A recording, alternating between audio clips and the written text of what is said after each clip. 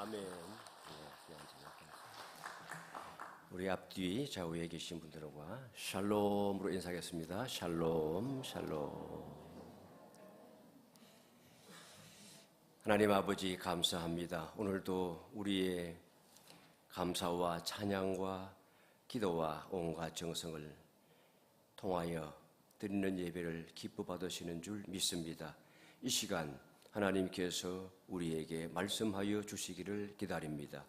전하는 종의 허물과 부족함은 감추어 주시고 성령께서 영감된 말씀을 통하여 친히 각인에게 생명의 말씀을 전하여 주시고 마음의 믿음을 통하여 화합함으로 열매 맺는 삶 살도록 은혜 베풀어 주시옵소서. 예수님의 이름으로 기도하옵나이다. 아멘. 여러분, 우리가 무슨 일을 하다 보면, 살다 보면 더 이상 못하겠다, 이제 힘이 빠졌어, 그냥 쉬고 싶다, 이런 생각이 드신 적이 가끔은 있을 겁니다. 많은 사람들이 그와 같은 탈진을 경험합니다. 우리 한국인들은 전 세대에 그런 현상이 나타나고 또 여러 직업군에서 그런 현상이 나타나는데, 특별히 젊은 층 그리고 이제 의료 분야 종사자들이 그 강도가 훨씬 더 심하다고 합니다. 그렇지 않은 사람도 이외에는 아닌 거죠. 열심히 해왔는데 눈앞에 열매가 없고 또 눈에 주위 사람들이 보는 반응이 좀 싸늘하고 오히려 조롱과 비난이 돌아온다고 하면 마음이 꺾이지 않는 사람이 없겠죠. 우리 오늘 본문에 보면 사도 바울이 그랬습니다. 아테네에서 철학자들과 논쟁을 하면서 복음을 전했는데 유력한 사람들이 믿긴 했지만 소수였어요. 열매가 좀 미미했습니다. 그래서 그 길로 고린도로 내려옵니다. 이 고린도는 항구 도시예요. 그리고 그 아가야 지방이라 그러죠. 위에는 이제 마게도냐 지방이고 아덴을 포함하여 이 고린도는 아가야 지방인데 아가야 지방의 수도입니다. 고린도가. 그래서 상업과 문화의 중심지였습니다. 그러면서 이 고린도의 도시적 특징이 뭔가 하면 주요 산업이 매춘업이에요. 그래서 음란하고 우상이 가득한 도시였습니다. 특별히 그 다음 그림을 보시면 해발 575m 저 뒤에 산이 있죠. 앞에 있는 저 기둥들은 36개로 지어졌던 아폴론 신전인데 저 뒤에 보시면 해발 575m 저 정상에 도시가 세워져 있어요. 아크로폴리스라고 그러죠. 아테네에 가도 아크로폴리스가 있고 고린도에 와도 아크로폴리스가 있어요. 아크로라는 말은 높다는 뜻. 높은 곳에는 다 그리스 사람들이 저렇게 도시를 지어요. 저 성곽이 무려 2km가 되어요. 그리고 그 가운데에 여신을 섬기는 아프로디테 여신을 섬기는 신전이 있습니다. 아프로디테, 미와 사랑의 여신이에요. 이 그리스 신화의 아프로디테 여신을 로마 사람들은 비너스라고 말하는 거예요. 그러니까 비너스 여신을 제가 사진을 가져왔는데 예배 시간에 띄우기는 좀 야해서 가슴을 드러내놓고 이렇게 있어서, 근데 미의 여신이요 성애의 여신이에요. 근데 저 아크로폴리스 안에 그리고 그 신전 아프로디테를 섬기는 신전에 그 신을 섬기는 제사 행위에 수종드는 사제들이 무려 1000여 명이나 될 정도로 주로 여사제들이에요. 그런데 이들이 종교의식을 빙자해서 공공연하게 음행을 자행하는 거예요. 우리 탐방팀이 저 위에까지는 올라가지 못했는데 그 가이드가 그러는 거예요. 그 많은 사람들이 몰려오면 밑에까지 내려와서 호객 행위를 해서 데리고 올라갔을 것이라고 이야기를 합니다. 고린도 여자, 그렇게 말을 하면 고린디아 하면 고린도 여성, 고린도 여자라는 뜻인데, 그렇게 말하면 그건 아주 성적으로 문란한 여성을 가리키는 말이에요. 고린도인이 된다라고 말하면 성적으로 부도덕하게 된다, 그런 뜻으로 쓰여질 만큼 이 고린도가 그런 문화가 유명했던 거예요. 배를 타고 온 여러 선장들, 선원들, 이 고린도가 아까 지도에서 보셨지만 서쪽으로 가면 이탈리아예요. 한 5일 정도만 되면, 저기는 지도에 안 나오는데 5일 정도만 순풍을 타면 고린도까지 올 수가 있어요. 그리고 동쪽까지 연기를 짓는 중간 그 역할을 고린도가 했기 때문에 굉장히 많은 배들이 여기에 멈췄다 오가곤 했기 때문에 많은 선원과 선장들이 그토록 고생하며 번 돈을 고린도에 와서 다 탕진을 해버리는 거예요. 여성들이 그냥 놔두지를 않는 거예요. 그래서 아무나 감히 고린도에 가지 않는다, 이런 속담이 생겼을 정도로 로마 제국에서도 악명 높은 도시입니다. 바울이 지금 거기로 간 거예요. 그 한복판에서 복음을 전한다고 하는 것은 썩은 늪 가운데 장미를 심는 것과 같은 것입니다. 바울이 고린도에 발을 디디는 순간에 마음속에 두려움이 들고 여기서 복음을 전할 수 있겠는가 하는 회의가 밀려왔을 거예요. 그러나 하나님은 그를 그냥 두지 않으셨어요. 지금까지 다녀왔던 그 어느 지역보다도 이 고린도에서 가장 오래 머물게 하시면서 복음을 전파하게 하셨습니다. 그래서 오늘 우리가 이 복음 본문 말씀을 통해서 두려움 속에서도 흔들림 없이 복음을 전하게 하시는 하나님의 방법은 어떤 것인지, 그것을 우리의 삶에 적용해 보면 좋겠습니다. 첫째는 하나님께서는 동역자를 통해서 우리를 격려하십니다. 고린도에 도착한 바울이 거기에서 가장 먼저 만난 사람이 있어요. 아굴라와 브리스길라라는 사람입니다. 이 부부는 앞으로도 사도행전에 나올 것이고 다른 서신서에도 반복적으로 나올 거예요. 이 만남 이후에 바울과 함께 옮겨 다니면서 복음 전하는 동역자가 됩니다. 로마에 원래 살았어요. 로마의 직업을 가지고 있었어요. 그런데 로마에서 쫓겨나게 돼요. 클라우디우스 황제가 유대인들을 로마에서 추방을 한 겁니다. 모든 유대인을 다 추방했는지 일부만 했는지는 모르겠지만 역사의 기록에 따르면 로마에 이미 기독교가 들어가 있었어요. 학자들이 이걸 매우 궁금하게 생각해요. 바울도 간 적이 없고 베드로도 간 적이 없을 것 같은데 어떻게 로마에 먼저 복음이 전파되어졌나? 바울 사도의 꿈 중에 꿈은 로마로 가는 거거든요. 마지막에 로마까지 가는 것, 그리고 스페인까지 가서 복음 전하는 것이 꿈이었는데 가기도 전에 이미 복음이 들어가 있는 거예요. 이건 아마도 예루살렘에서 핍박이 있었을 때 흩어진 유대인들, 그리스도인들이 그곳에 가서 먼저 이 유대인 기독교인 공동체를 만들지 않았을까, 그런 생각을 하는데, 이 로마에서 유대인들이 그 예수 그리스도와 관련된 논쟁이 벌어지면서 그 사회에 문제를 일으키니까 황제가 문제를 일으킨 사람들만 내쫓았는지 유대인 공동체를 다 내쫓았는지 모르지만 그렇게 명령을 내리면서, 추방 명령을 내리면서 거기에 적용이 되어져서 피신해 온 사람이 아굴라와 브리스길라입니다. 근데 이 사람들은 흥미롭게도 바울과 같은 직업을 가지고 있었어요. 아니, 바울 사도가 전임 사역자인데 직업을 가지고 있었는가? 그렇습니다. 유대인들의 전통에서는 자녀를 가르칠 때에 비록 그를 랍비로 가르친다고 하더라도, 탈무드에 나오죠. 아버지가 아들에게 토라를 가르쳐야 할 뿐만 아니라 직업을 가르쳐야 한다.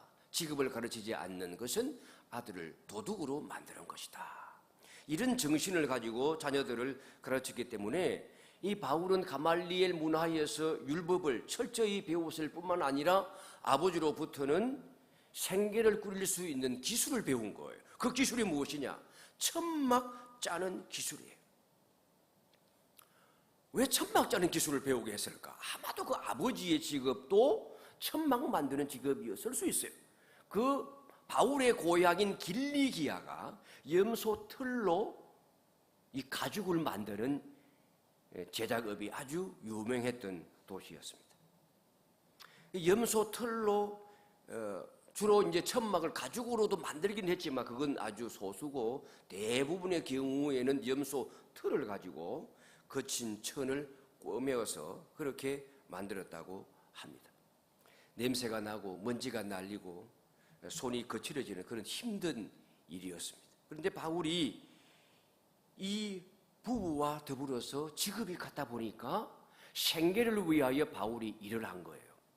지금 그 빌립보에서부터 떨어져 나온 지가 꽤 오래되잖아요. 그러니까 생활 직접 챙겨야 할 수밖에 없는 상황이었기 때문에 아굴라, 브리스길라 부부와 함께 낮에 열심히 일을 하고 또 저녁에는 함께 기도하고 안식일이 되면 복음을 회당에 가서 전파한 거예요. 그러니까 주간에는 일을 한 겁니다. 여러분, 이 바울이 아굴라와 브리스길라 부부를 만난 것은 우연이 아닌 겁니다. 하나님께서 이 바울에게 동반자를, 영적 사역의 동반자를 보내신 거예요. 교회에서 함께 우리가 신앙생활을 하면서 만나는 형제 자매들, 이들이 우리에게 웃음을 선사하고 등을 두드려주고 위로와 격려의 말을 해주는 것, 이건 여러분 큰 복이 아닐 수 없어요. 우리 사람들은 혼자 있을 때에 쉽게 무너집니다. 특별히 낙심 상태에 빠져서 혼자 시간을 보내게 되면 자동적으로 부정적인 사고를 반복적으로 하게 돼요. 외부에서 누군가가 그 생각은 잘못된 거야 라고 이야기하면서 피드백을 주지 않으면 쉽게 그 생각이 고쳐지질 않아요. 계속 부정적인 수렁으로 빠져들게 되는 습성을 가지고 있는 겁니다. 그렇게 내버려 두면 인지 왜곡 현상이 생겨요. 잘못된 것을 강하게 확신하게 되는 겁니다. 그리고는 비극적인 결단을 내릴 수가 있는 거예요. 우리가 낙심하고 있을 때에 누군가가 곁에 함께 있다고 하는 것, 당신은 혼자가 아니에요. 이것을 몸으로 느끼게 해주고 말로 위로하며 격려해 주게 되면 그 낙심한 사람이 그 순간에 다시 일어날 힘이 생기는 거예요. 한 해외의 선교사가 동남아 오지에서 사역을 하다가 말라리아에 걸렸어요. 몸이 매우 약하게 되었어요. 재정적인 상황도 바닥이 났어요. 후원이 끊어졌어요. 마음이 무너지는 거예요. 사명감이 떨어지게 되는 거예요. 안 되겠다. 다음 달이면 이제 접고 사역을 접고 귀국하자. 이렇게 마음을 먹었어요.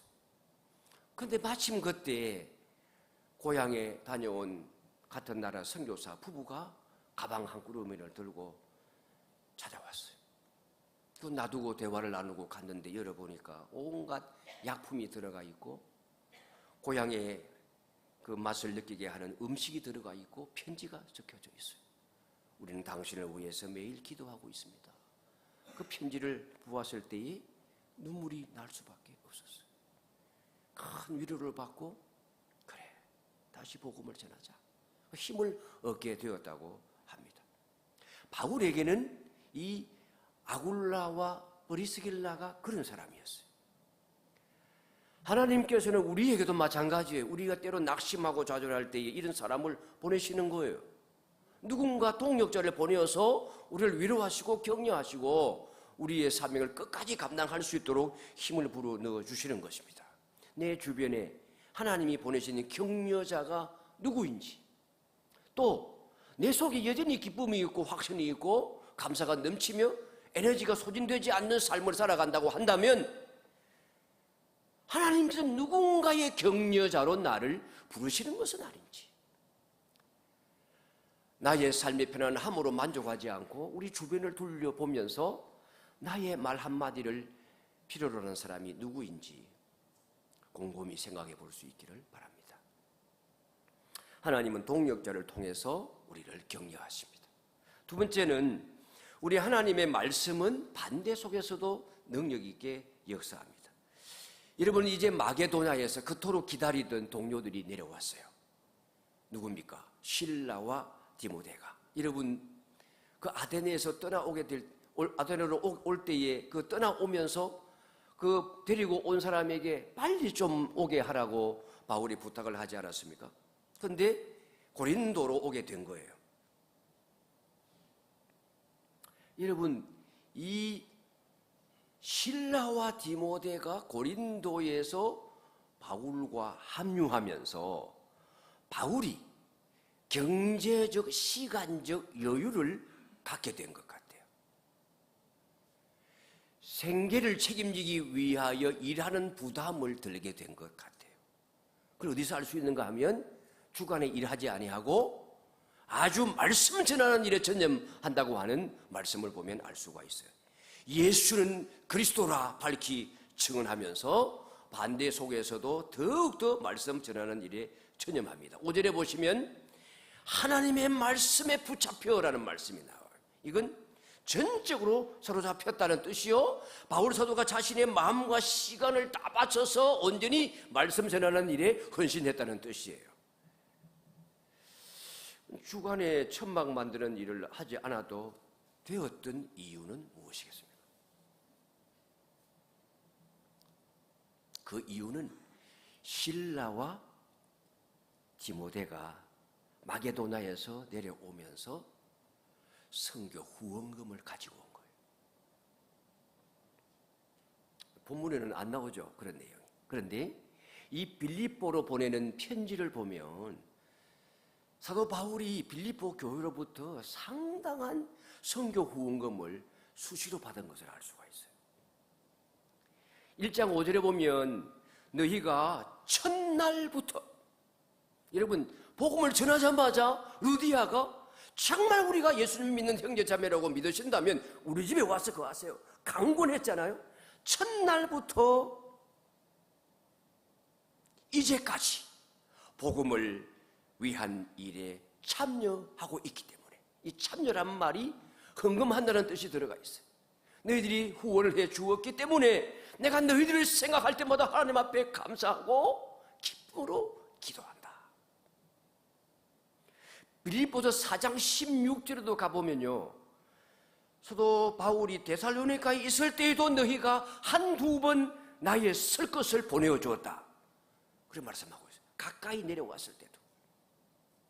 그러니까 정말 바울 사도의 선교 사역에 이 루디아라고 하는 자주장사, 옷감장사 여인은 정말 든든한 후원자 역할을 했던 거예요.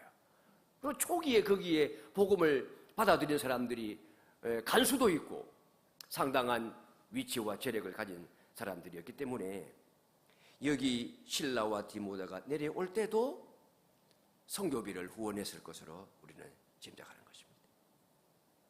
그래서 열심히 복음을 전해요. 그런데 늘 말씀을 드리지만 이 사도행전의 아주 지속적인 강조점은 무엇입니까? 그렇게 말씀이 흥황해 가게 될 때에 핍박과 박해가 오고, 핍박과 박해가 오면서도 불구하고 복음은 끊임없이 힘을 얻어서 전파되어져 믿는 자의 수가 늘어나고 제자가 늘어나고 교회가 세워지고 평안 가운데 든든히 서간다고 하는 거거든요. 오늘 본문에도 마찬가지예요. 이 열정 뒤이어서 강력한 반대가 이어오는 거예요. 유대인들이 바울을 대적하고 비방합니다. 6절 말씀이죠. 그래서 바울이 많이 마음이 상한 것 같아요. 어디에도 없는 표현이에요. 바울이 옷을 털면서 아주 과격한 표현을 쓰잖아요. 너희 피가 너희 머리로 돌아갈 것이다. 이건 복음 전하는 자가 어찌 보면 저주를 하는 것 같은 느낌이 들 만큼 바울 사도가 굉장히 마음이 상했구나, 유대인 동료들로부터 굉장히 마음이 상했구나, 그런 생각을 할 수가 있어요. 어떤 분노 표현을 넘어서서 이러한 바울의 행동은 아주 구약적이고 유대적인 배경을 가지고 있는 표현들이에요. 상징적인 행위죠. 옷을 턴다고 하는 것은 나는 너희와는 아무 상관이 없다, 털어버리고 떠나는 거예요. 일단락 짓고 너희들과의 관계를 정리하겠다, 그런 뜻입니다. 아주 법적으로 종교적으로 헤어진다는 이별을 선언하는 것입니다. 그런데 여러분, 이 말씀은 구약의 배경을 가지고 있는 말씀이에요. 에스겔서 33장에 보면 같이 읽겠습니다. 그들이 나팔 소리를 듣고도 정신 차리지 아니하므로 그 이마는 칼에 제거함을 당하면 그 피가 자기의 머리로 돌아갈 것이다. 저기 나오죠. 저게 어떤 말씀인가 하면 외부의 침입으로부터 방어하기 위하여 높은 망대에 서 있는 파수꾼이 멀리 바라보며 파수를 하다가 위험이 찾아오게 될 때에 빨리 성 안으로 알려서 피신하도록 알려주었다고 하면 그 침략으로 말미암아 공격을 받고 피해를 입는다 하더라도 파수꾼에게는 잘못이 없다. 경고했으니까 너희들이 그 경고를 듣고 미리 피했어야 되지, 방어했어야 되지. 그러나 그 사역을 감당하지 못했다고 한다면 그 너의 파수꾼에게 머리에 피로 돌아갈 것이다.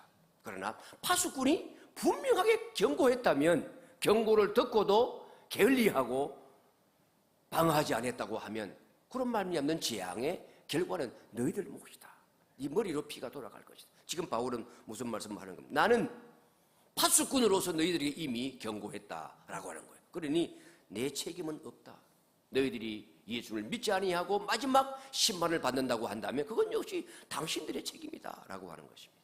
너희 피가 너희 머리로 돌아갈 것이라. 아주 단호한 선언을 합니다. 그리고 이것은 이제 더 이상 내가 너희들이 유대인들이 복음을 받아들이지 아니하면 나는 이방인에게로 가겠다라고 하는 방향 전환, 사명의 전환을 결단하는 표현인 것입니다. 여러분, 그렇다고 해서 사도 바울이 유대인들에 대한 복음 전파를 완전히 중단한 것이 아니에요. 이 이후로도 계속해서 가는 곳마다 유대인들에게 먼저 복음을 전해요. 그만큼 바울은 여전히 유대인을 사랑하고 그들이 구원받기를 얼마나 간절히 열망했는지 몰라요. 그렇게 간절히 원했지만 복음을 거부하는 자들에게는 더 이상 억지로 내가 설득하거나 끌려다니지 않겠다. 그런 결단을 내렸는데 놀랍게도 반전이 일어나요. 7절에 보시면 거기서 옮겨서 디도 유스도라는 사람의 집으로 갑니다.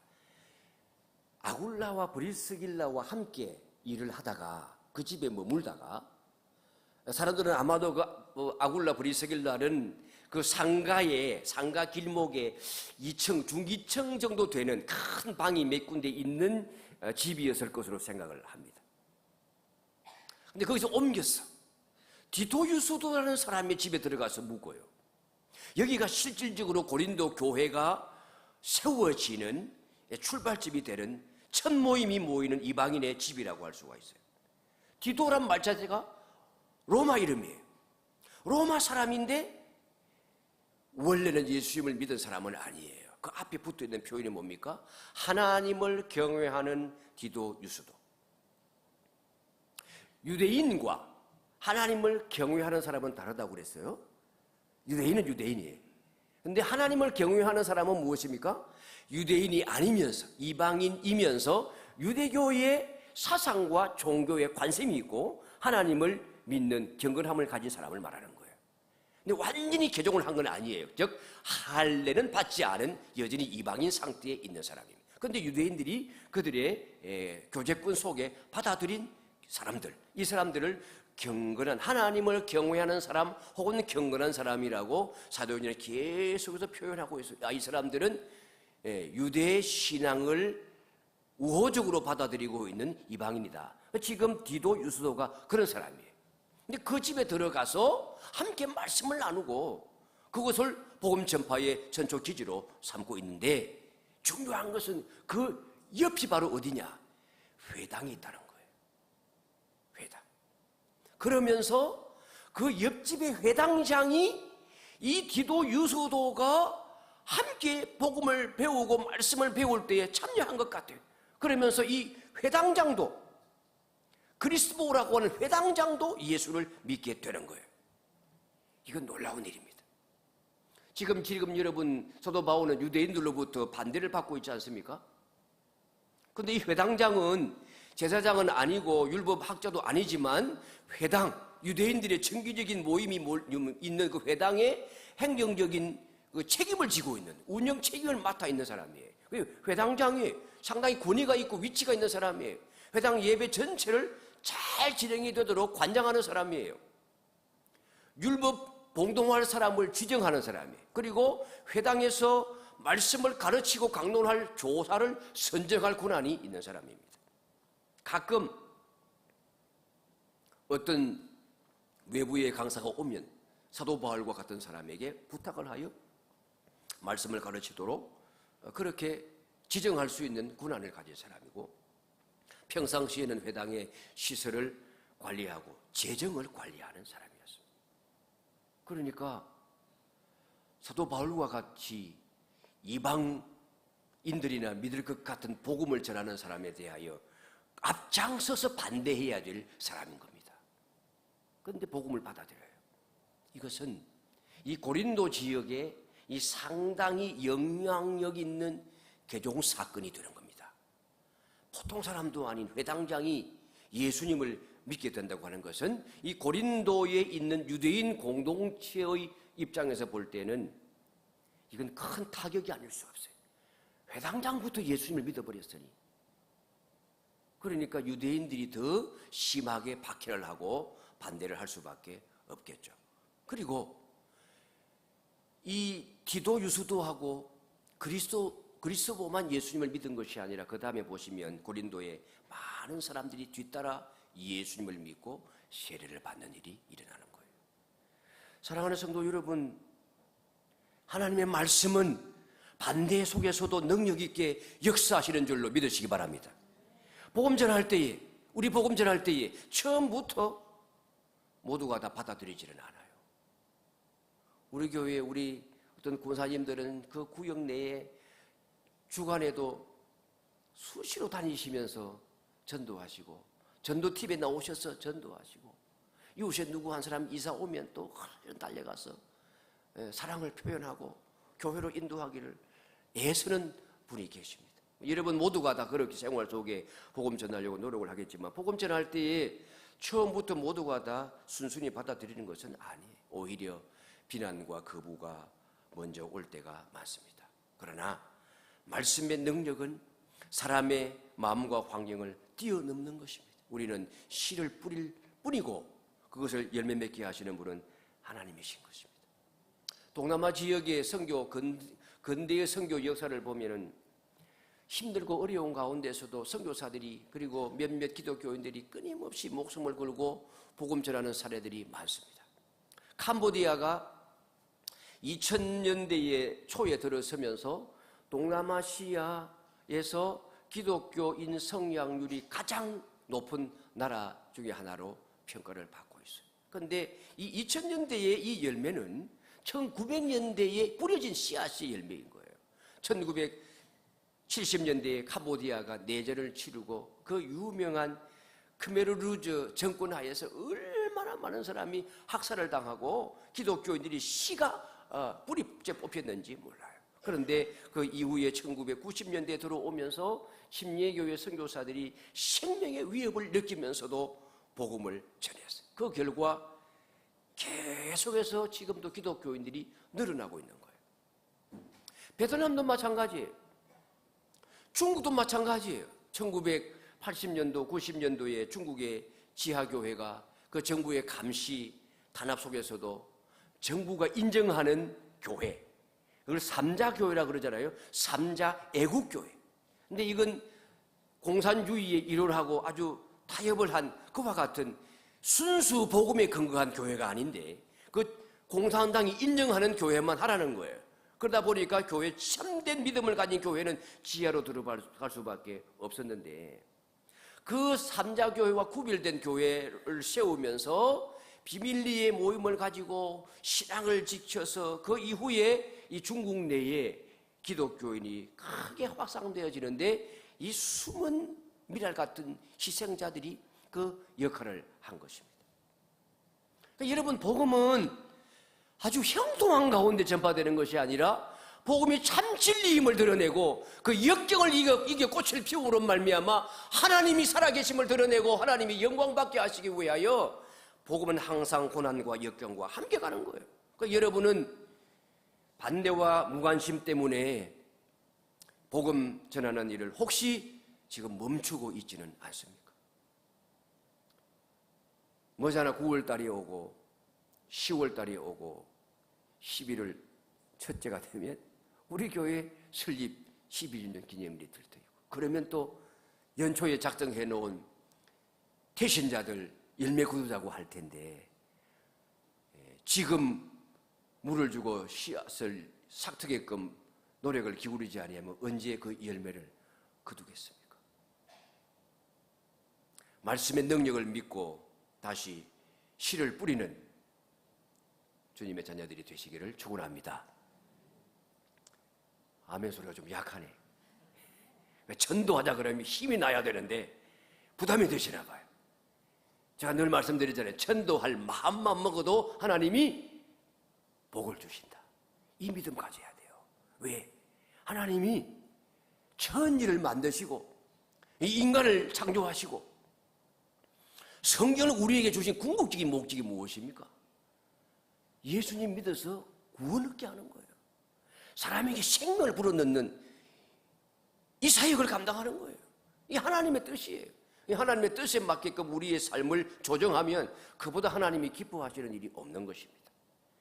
전도할 마음만 먹어도 하나님께서 뭘 주신다? 복을 주신다.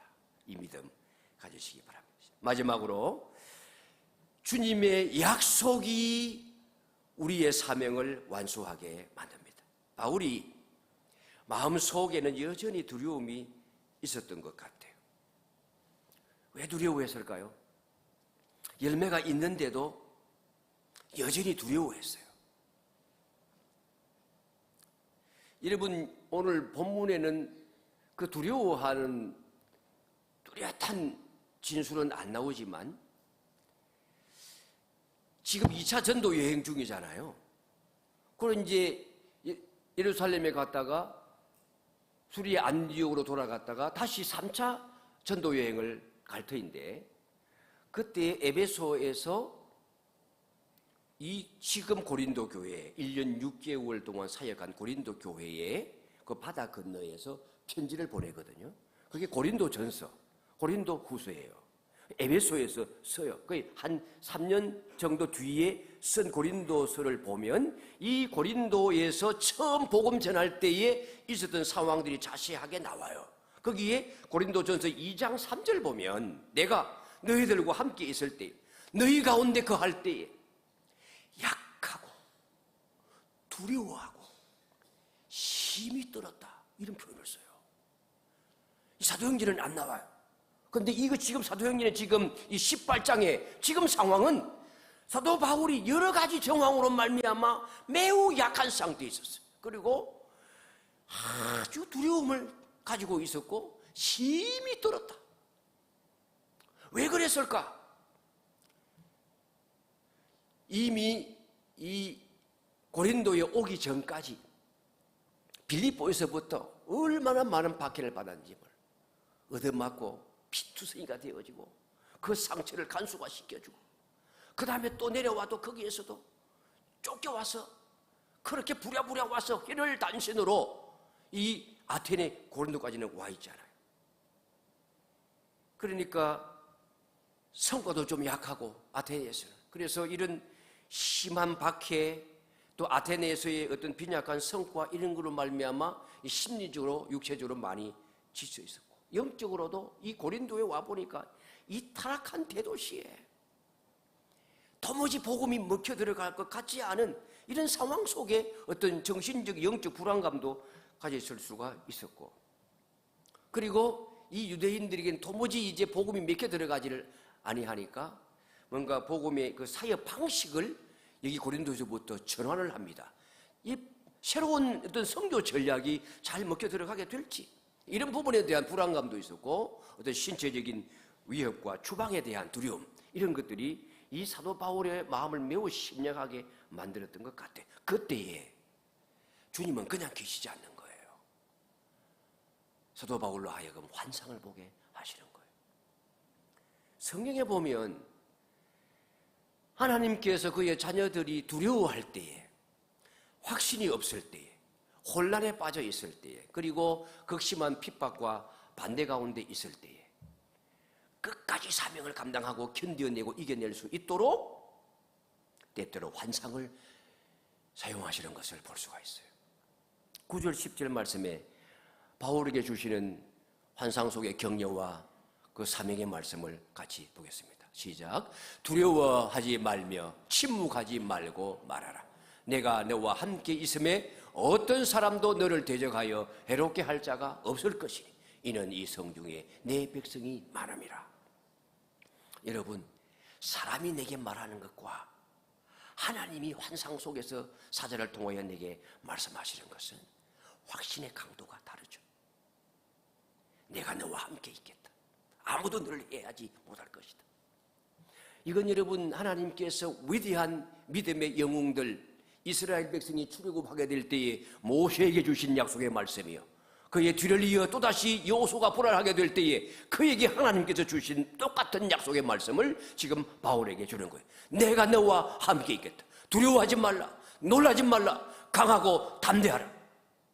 이 성중에 내 백성이 많음이라. 아직 복음을 듣지 않았지만 하나님이 구원하기로 작정한 사람이 고린도에 많다. 두려워하지 말고 떨지 말고 침묵하지 말고 담대하게 말해라. 여러분, 저는 이 말씀 들을 때 구약의 한 사건이 떠올라요. 선지자가 떠올라요. 누굽니까? 요나 선지자예요. 니느웨 백성들에게 복음 전할 것을 그가 얼마나 싫어했는지 몰라요. 그때에 하나님께서 니느웨에 얼마나 많은 사람들이 복음을 받아들일 사람들이 얼마나 많은지를 말씀하시면서 요나 선지자의 사명을 불태우지 않습니까? 이 큰 성읍 니느웨에 좌우를 분별하지 못하는 자가 12만여 명이요 가축도 많이 있나니 내가 어찌 이들을 아끼지 아니하리요. 그렇게 말씀하셨는데 그에 비하면 이 당시 고린도는 니느웨하고는 비교할 수 없도록 대도시예요. 학자들은 대략 60만 명 내지 70만 명 정도가 되었을 것으로 생각을 해요.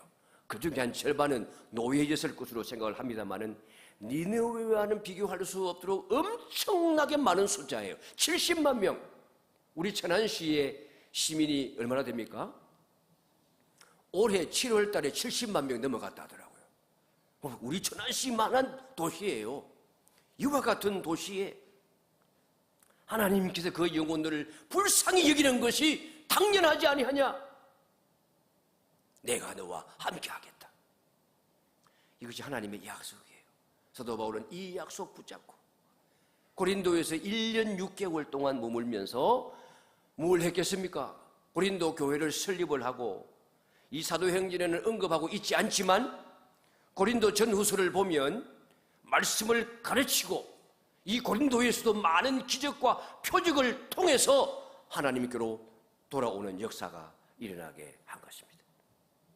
그리고 여러분, 바울이 이 고린도에 머물면서 앞서 떠나온 데살로니가 교회를 향하여 편지를 보내요. 1년 6개월 있으면서 데살로니가 전후서를 여기서 쓰게 돼요. 매우 의미 있는 지역이에요. 그리고 그 다음 3차 전도 여행을 하고 난 다음에 다시 고린도에 오게 되는데 다시 그때도 고린도에 머물면서 이곳에서 매우 중요한 성경을 기록해요. 무엇이겠습니까? 로마서를 기록합니다. 그러니까 고린도는 교회의 역사 속에서 매우 의미심장하고 중요한 도시인 것을 알 수가 있습니다. 사랑하는 성도 여러분, 여러분은 환경과 조건을 의지하기보다는 하나님의 약속을 붙잡고 살아가십니까? 지금도 하나님께서는 그의 자녀들이 사명을 잘 감당하도록 끝까지 이겨낼 수 있도록 말씀으로 위로하고 격려하여 주십니다. 하나님의 임재와 약속에 의지해서 두려움을 떨쳐버리고 앞을 향하여 전진해 나가는 우리 성도님들이 되시기를 바랍니다. 오늘 말씀 세 가지 교훈을 줍니다. 하나님은 동력자를 통하여 우리에게 위로와 격려를 주시고, 우리가 낙심한 성도에게 그와 같이 위로와 격려를 주는 동력자가 되게도 하신다는 사실이에요. 두 번째는 하나님의 말씀은 그 말씀 자체가 능력이 있어서, 좌우의 날선 어떤 금보다 예리한 능력이 있어서 고난과 박해 속에서도 힘있게 역사하신다는 사실이에요. 마지막으로 주님의 임재와 약속이, 하나님의 약속이 우리의 사명을 끝까지 완수하게 하신다는 겁니다. 하나님이 여러분에게 보낸 사람을 붙잡으십시오. 말씀의 능력을 신뢰하십시오. 주님의 약속을 끝까지 가슴에 새기십시오. 그리하여 하나님의 부르심에 흔들림 없이 앞을 향하여 나가며 거룩한 열매 맺는 주님의 자녀들이 다 되시기를 주의 이름으로 축원합니다. 아멘. 우리 함께 찬양합니다. 우리 주님께서 일하십니다. 내 힘으로 일하는 것 아닙니다. 주님만 바라보며 주님을 신뢰하는 믿음의 사람들이 될 수 있도록 결단합니다.